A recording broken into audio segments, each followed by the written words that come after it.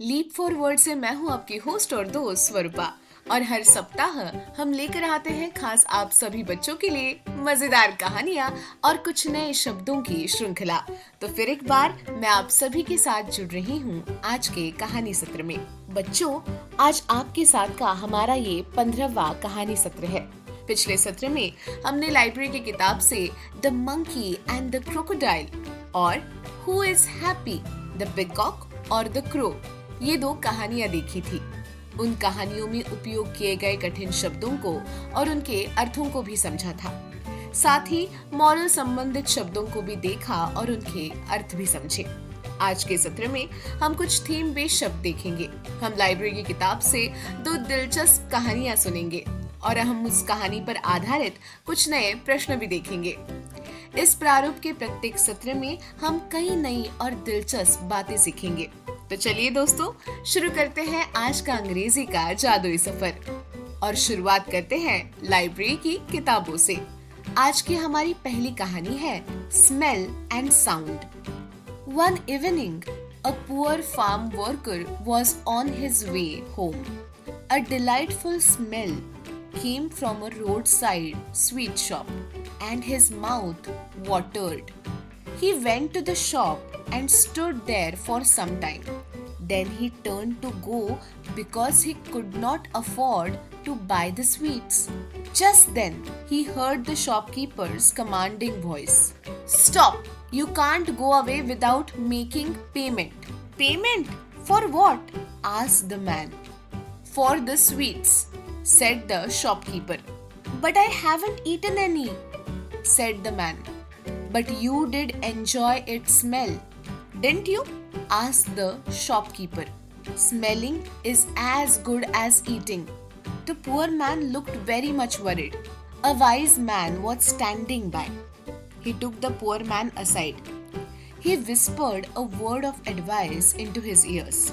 The man's face lit up. He went to the shopkeeper and jingled a few coins in his pocket. The shopkeeper seemed pleased. He said, "Come on, pay the money." The man said, "I have paid for it." The shopkeeper said, "No, you haven't." The man said, "Didn't you hear the jingle of the money?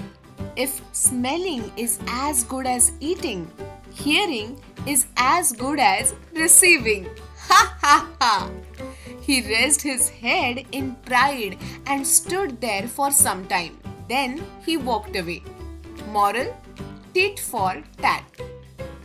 अब आइए देखें कि हिंदी में इस कहानी का मतलब क्या है। कहानी का नाम है स्मेल एंड साउंड, यानी कि गंध और आवाज। One evening, a poor farm worker was on his way home. यानी कि एक शाम एक गरीब मजदूर जो खेतों में काम कर रहा था, वो अपने घर जा रहा था। A delightful smell came from a roadside sweet shop, and his mouth watered. सड़क किनारे मिठाई की दुकान से एक मनमोहक सुगंध आ रही थी और उसके मुंह में पानी आ गया। He went to the shop and stood there for some time. Then he turned to go because he could not afford to buy the sweets. वो दुकान पर गया और कुछ देर तक वही खड़ा रहा। फिर वो जाने के लिए मुड़ा क्योंकि उसके पास मिठाइयाँ खरीदने के लिए पर्याप्त पैसे नहीं थे। Just then, he heard the shopkeeper's commanding voice. Stop! You can't go away without making the payment. Payment? For what? Asked the man. For sweets, said the shopkeeper. तभी उसने दुकानदार की आदेशात्मक आवाज सुनी। रुको, तुम भुगतान किए बिना नहीं जा सकते। भुगतान किस लिए? उस आदमी ने पूछा। मिठाई के लिए, दुकानदार ने कहा। But I haven't eaten any, said the man. But you did enjoy its smell, didn't you? Asked the shopkeeper. Smelling is as good as eating. लेकिन मैंने तो कुछ खाया ही नहीं, आदमी ने कहा। दुकानदार ने पूछा, लेकिन तुमने इसकी गंध का आनंद तो लिया है ना? मिठाई सूंघना और खाना एक ही समान होता है। The poor man looked very much worried. A wise man was standing by. He took the poor man aside.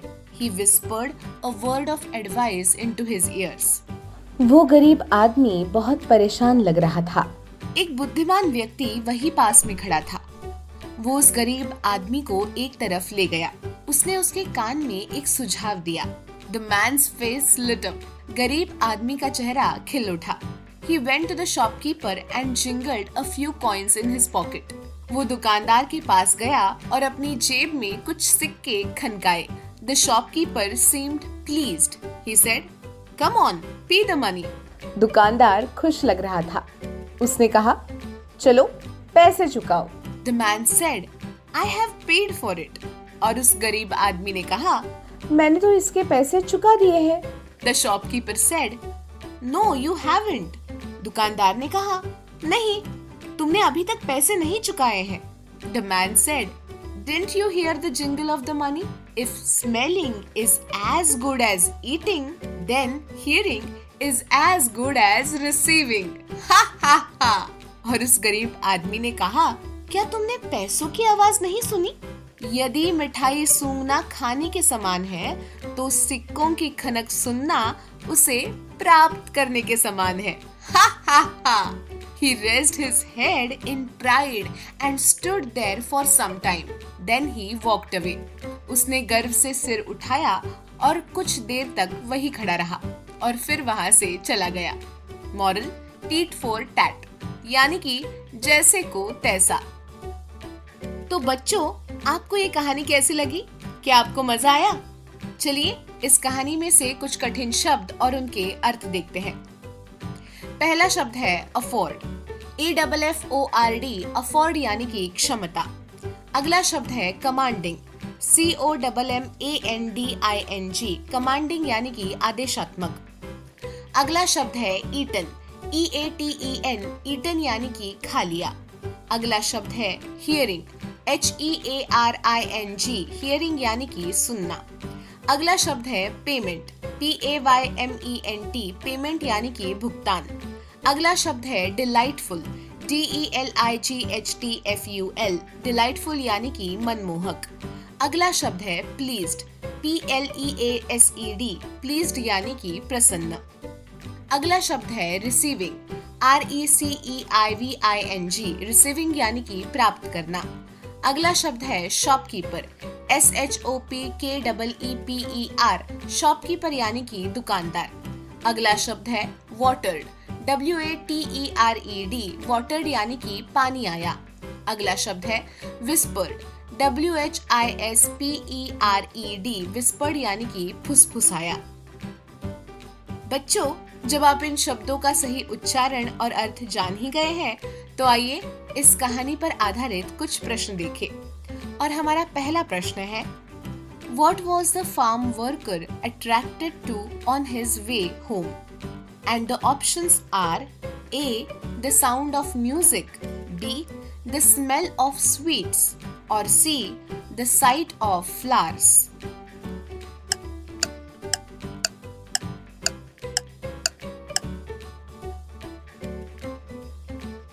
Next question. What did the shopkeeper accuse the man of? And the options are A. Eating his sweets, B. Breaking his shop window, or C. Not paying for the sweets.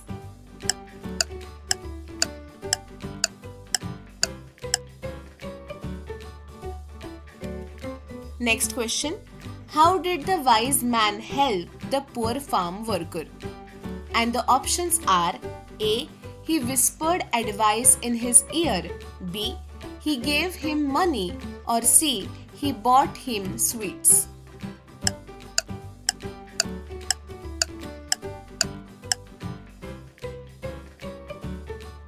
Next question.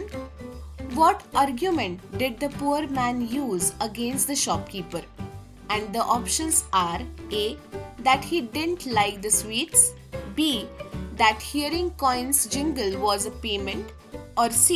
That he was too hungry to pay.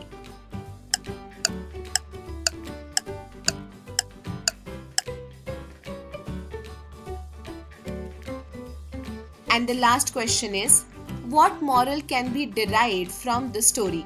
A. Tit for tat, B. always pay for what you take, और C, riches come from hard work।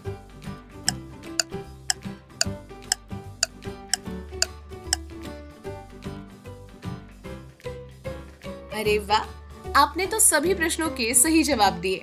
चलिए अगले भाग पर चलते हैं। अब हम कुछ शब्द देखेंगे और ये सभी शब्द थीम बेस्ड होंगे। पहला शब्द है गवर्नमेंट, GOVERNMENT, गवर्नमेंट मतलब सरकार। बच्चों, ये एक समूह होता है जो देश का संचालन करता है। अगला शब्द है प्रेसिडेंट, PRESIDENT, प्रेसिडेंट का मतलब है राष्ट्रपति। किसी देश के सर्वोच्च चुने हुए अधिकार को राष्ट्रपति कहते हैं। अगला शब्द है वोट, VOTE, वोट का मतलब है मत। किसी चुनाव या निर्णय में अपनी राय या समर्थन देने को अंग्रेजी में वोट कहते हैं। अगला शब्द है इलेक्शन, इलेक्शन यानी कि चुनाव, ELECTION, इलेक्शन। बच्चों, चुनाव वो प्रक्रिया होती है जिसमें लोग अपने प्रतिनिधियों का चयन करते हैं। अगला शब्द है पॉलिसी, POLICY, पॉलिसी का अर्थ है नीति। बच्चों, वो दिशा निर्देश या नियम जिनके अनुसार कोई संगठन या सरकार काम करती है। अगला शब्द है सिटीजन, CITIZEN, सिटीजन का मतलब है नागरिक। किसी देश का स्थायी सदस्य जिसे उस देश के कानून के अनुसार अधिकार प्राप्त होते हैं, उसे अंग्रेजी में सिटीजन कहा जाता है। अगला शब्द है राइट्स, RIGHTS, राइट्स का मतलब है अधिकार। बच्चों, जो स्वतंत्रताएं और लाभ जो किसी व्यक्ति को कानूनी रूप से दिए जाते हैं, उसे अंग्रेजी में राइट्स कहते हैं। अगला शब्द है कैंडिडेट, CANDIDATE, कैंडिडेट का मतलब है उम्मीदवार। वो व्यक्ति जो किसी चुनाव में पद प्राप्त करने के लिए खड़ा होता है, उसे अंग्रेजी में कैंडिडेट कहा जाता है। अगला शब्द है पार्लियामेंट, PARLIAMENT, पार्लियामेंट का मतलब है संसद, एक संस्था जहां देश के कानून बनाने वाले सदस्य बैठते हैं और चर्चा करते हैं। अगला शब्द है मेयर, MAYOR, मेयर का मतलब है महापौर। महापौर यानी नगर पालिका या शहर का प्रमुख चुना हुआ अधिकारी। अगला शब्द है डेमोक्रेसी, DEMOCRACY, डेमोक्रेसी का अर्थ है लोकतंत्र, एक प्रकार की शासन प्रणाली जिसमें जनता द्वारा चुने गए प्रतिनिधि शासन करते हैं। अगला शब्द है कैंपेन, CAMPAIGN, कैंपेन यानी कि अभियान, किसी उद्देश्य को प्राप्त करने के लिए एकत्रित प्रयास, विशेष रूप से चुनाव के दौरान होने वाले एकत्रित प्रयास को अंग्रेजी में कैंपेन कहते हैं। अगला शब्द है स्पीच, SPEECH, स्पीच मतलब भाषण। किसी सभा या सार्वजनिक कार्यक्रम में दिए गए वक्तव्य को अंग्रेजी में स्पीच कहते हैं। अगला शब्द है कॉन्स्टिट्यूशन, कॉन्स्टिट्यूशन का मतलब है संविधान, वो दस्तावेज जिसमें किसी देश या संगठन के मूलभूत नियम और सिद्धांत दर्ज होते हैं। अगला शब्द है बैलेट, BALLOT, बैलेट का मतलब है मतपत्र, वो कागज या प्रणाली जिसका उपयोग चुनाव में वोट देने के लिए किया जाता है। अगला शब्द है मिनिस्टर, MINISTER, मिनिस्टर का मतलब मंत्री। मंत्री एक उच्च पदस्थ सरकारी अधिकारी होता है जो किसी सरकार के अंतर्गत किसी विशेष विभाग या मंत्रालय का प्रमुख होता है। अगला शब्द है काउंसिल, COUNCIL, काउंसिल का मतलब है परिषद, वो संस्था या समूह जो सलाह, योजना या प्रबंधन के कार्य में संलग्न होता है। अगला शब्द है गवर्नर, GOVERNOR, गवर्नर मतलब राज्यपाल। राज्यपाल एक उच्च पदस्थ अधिकारी होता है जो किसी राज्य या प्रांत का प्रमुख होता है। बच्चों, इन शब्दों का उचित उच्चारण और अर्थ तो हमने देख लिया, तो चलिए अब लाइब्रेरी की किताब से एक और कहानी पढ़ते हैं और इस कहानी का नाम है looks can be deceptive. There was a girl named Asha. She was scared of dogs and ran away at the sight of them. Once she was at her tuition teacher's place and saw a scary looking dog. The dog wasn't on the leash and ran towards Asha to become friends with her. But since Asha was alert, she started running away from it and jumping from the sofa set of her teacher to another. The dog also followed and chased her until the dog was finally put on a leash by her teacher. This incident built on her fear of dogs, and she started resenting them even more. Several days later, Asha walked across the street, getting groceries from a nearby store. Meanwhile, at the same time, her tuition teacher was also walking her enormously big and scary-looking dog across the street. Asha's bag of groceries attracted several stray dogs, and she became terrified at the sight of being surrounded by them. The big scary dog came to rescue her and defended her against all the other stray dogs. Asha finally realized that the big, fearful looking dog was in fact friendly, and she shouldn't have judged him based on his looks. Moral: don't judge a book by its cover. अब देखते हैं हिंदी में इस कहानी का मतलब क्या है। Looks can be deceptive. डर से दोस्ती तक। There was a girl named Asha. आशा नाम की एक लड़की थी. She was scared of dogs and ran away at the sight of them. वो कुत्तों से डरती थी और उन्हें देखते ही भाग जाती थी. Once she was at her tuition teacher's place and saw a scary looking dog. एक बार वो अपने ट्यूशन टीचर के घर पर थी और उसने एक डरावना दिखने वाला कुत्ता देखा. The dog wasn't on the leash and ran towards Asha to become friends with her. कुत्ता बंधा हुआ नहीं था. वो आशा से दोस्ती करने के लिए उसकी ओर दौड़ा. But since Asha was alert, she started running away from it and jumping from the sofa set of her teacher to another. चूंकि आशा सतर्क थी, इसीलिए वो उससे दूर भागने लगी और अपने टीचर के एक सोफा सेट से दूसरे सोफा सेट पर कूदने लगी. The dog also followed and chased her until the dog was finally put on a leash by her teacher. कुत्ते ने भी आशा का पीछा किया और तब तक पीछा किया जब तक कि उसके टीचर ने कुत्ते को पट्टे से नहीं बांध दिया. The incident built on her fear of dogs and she started resenting them even more.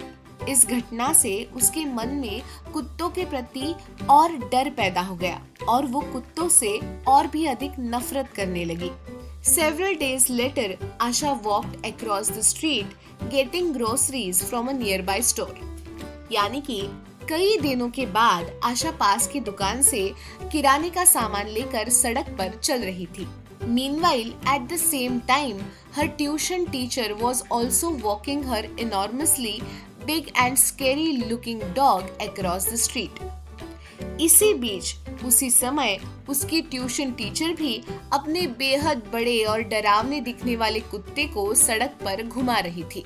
Asha's bag of groceries attracted several stray dogs and she became terrified at the sight of being surrounded by them. आशा के किराने के सामान के bag ने कई आवारा कुत्तों को आकर्षित किया और वो उनसे घिरा हुआ देखकर भयभीत हो गई. The big scary dog came to rescue her and defended her against all the other stray dogs. बड़ा डरावना कुत्ता उसे बचाने आया और अन्य सभी आवारा कुत्तों से उसकी रक्षा की. आशा finally realized that the big, fearful-looking dog was in fact friendly and she couldn't have judged him based on his looks. अंततः आशा को एहसास हुआ कि वो बड़ा डरावना दिखने वाला कुत्ता वास्तव में मिलनसार और अच्छा है और उसे उसके रूप के आधार पर उसका आकलन नहीं करना चाहिए था. मॉरल: डोंट जज a book by its cover, यानी कि किसी के बाहरी रूप से उसका आकलन नहीं करना चाहिए. तो बच्चों, आपको ये कहानी कैसी लगी? क्या आपको मजा आया?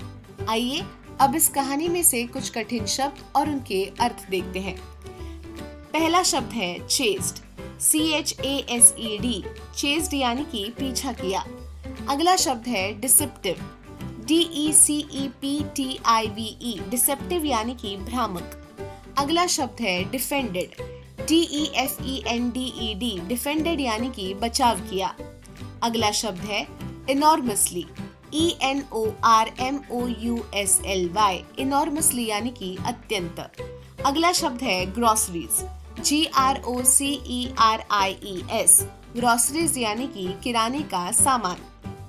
अगला शब्द है जज्ड, JUDGED, जज्ड यानी कि आकलन। अगला शब्द है रेस्क्यू, RESCUE, रेस्क्यू का मतलब है बचाव। अगला शब्द है रिजेंटिंग, RESENTING, रिजेंटिंग यानी कि नाराजगी। अगला शब्द है सेवरल, SEVERAL, सेवरल यानी कि कुछ। अगला शब्द है सराउंडेड, SURROUNDED, सराउंडेड यानी कि घिरा हुआ। अगला शब्द है टेरिफाइड, TERRIFIED, टेरिफाइड का मतलब है भयभीत। बच्चों, जब आप इन शब्दों का सही उच्चारण और अर्थ जान ही गए हैं, तो आइए इस कहानी पर आधारित कुछ प्रश्न देखें और आपको मुझे उनके उत्तर इस पैराग्राफ की सहायता से देने होंगे। तो चलिए शुरुआत करते हैं। First question, What was Asha's initial reaction to dogs? And the options are A. She loved them, B. She was scared of them, or C. She wanted to play with them.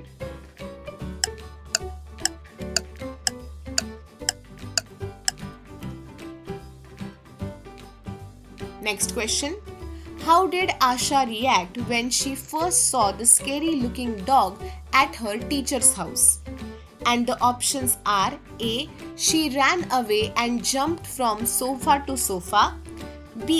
She sat calmly and petted the dog, or C. She ignored the dog completely.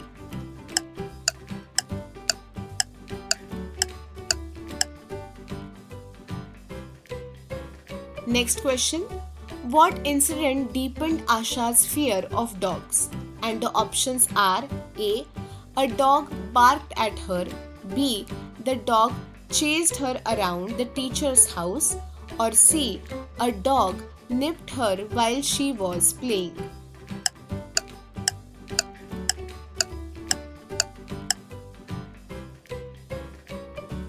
Next question.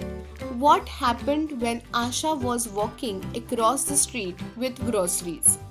And the options are A. She found a puppy and adopted it, B. She saw her teacher without the dog, or C. She was surrounded by stray dogs.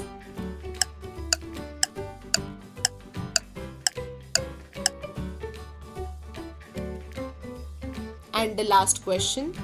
What did Asha learn about the big dog in the end? A. It was friendly and helped her, B. It was dangerous and aggressive, and C. It didn't like her at all.